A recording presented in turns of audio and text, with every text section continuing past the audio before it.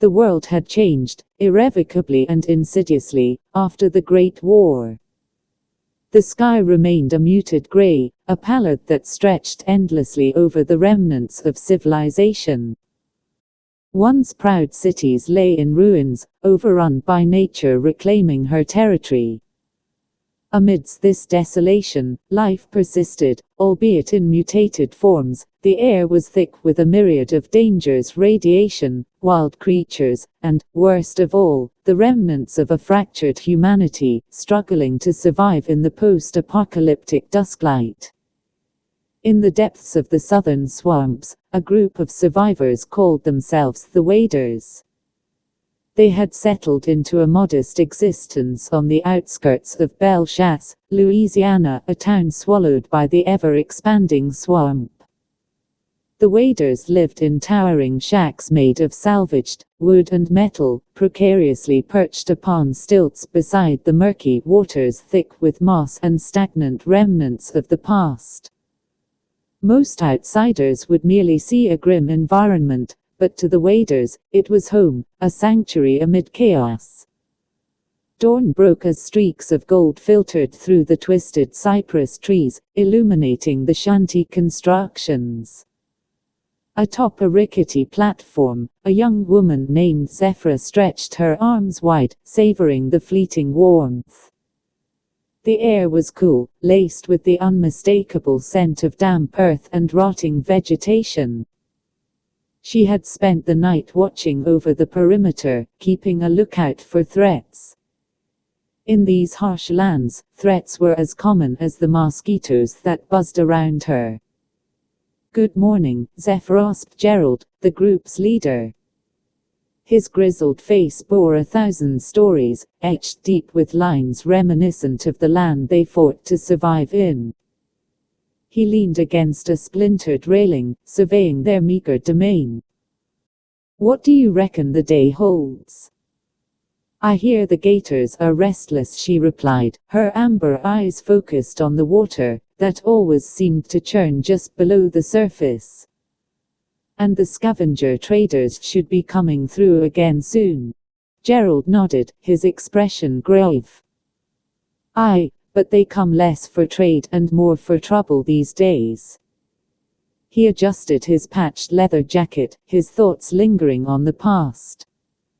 The Waders had seen their fair share of betrayals. As the morning passed, the sounds of the swamp came alive: croaking frogs, the rustling of snakes in the underbrush, and the occasional haunting call of a heron stalking its prey. Zephyra descended to the main platform, where the rest of the Waders had gathered. They were a motley crew, a blend of ages, backgrounds, and talents. Each had made the choice to follow the path of survival together. Among them was Marcus, a burly former mechanic whose skills with scrap metal were unmatched. He was currently fashioning a slingshot from branches and a piece of rubber he had scavenged. "Once I'm done with this beauty, we'll feast tonight," he called jovially. A few of the younger Waders gathered around him. "Only if you hit something worth cooking," teased Tilly, a girl no older than 14, her wild mane of hair framing a face full of mischief. She spun about, clutching a makeshift spear, her enthusiasm infectious. Their laughter rang like music, a chance reprieve from the stark reality that loomed. But as the day wore on, the tension that lingered in the air became palpable. The sun was sinking, casting long shadows across the swamp when the traders finally arrived. Dust spewed from the wooden skiff that navigated through the riverine depths. Zephyra and Gerald exchanged glances, understanding the complexities of these encounters. The traders were known for their barter deals, but equally infamous for blackmail and betrayal. "Stay alert," Gerald cautioned, positioning himself at the front, his presence commanding. Zephyra felt a sense of loyalty stir within her chest. She had fought alongside these people, forging bonds stronger than blood. The traders emerged, a ragtag band of grim-faced survivors led by a woman named Nessa, whose dark hair hung wet in tangles. Her gaze was piercing as she scanned the crowd. "We come for a trade," she stated flatly, the melodious drawl a grotesque contrast to the blankness in her eyes. "Show us what you've got," Gerald said, keeping his baritone steady. He gestured for Marcus to bring forth their supplies, a few jars of preserved food, some spare ammunition, and a carefully wrapped bundle of delicate machinery. The traders presented their own wares, shiny metal trinkets, bottles of clean water, and a few vials of a reddish liquid labeled as Stimpack. The value of the wares became a game of leverage, but with every exchange, tension crackled like the static of a storm. "Your wares are half the value," Nessa said, a sneer curling on her lips. "You expect a fair trade living like this in the swamp?"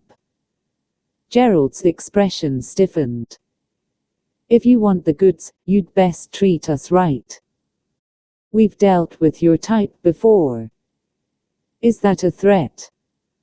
Nessa loomed closer, an unsettling grin splitting her face.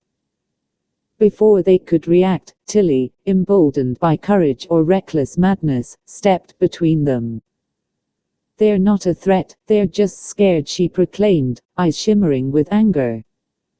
"Like all of us." Nessa's gaze flicked to the girl, piercing and relentless.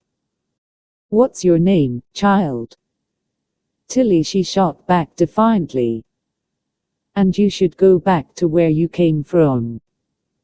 We don't need thieves among us." There was a moment of silence, as though the entire swamp itself had momentarily hushed. And then, the tension erupted.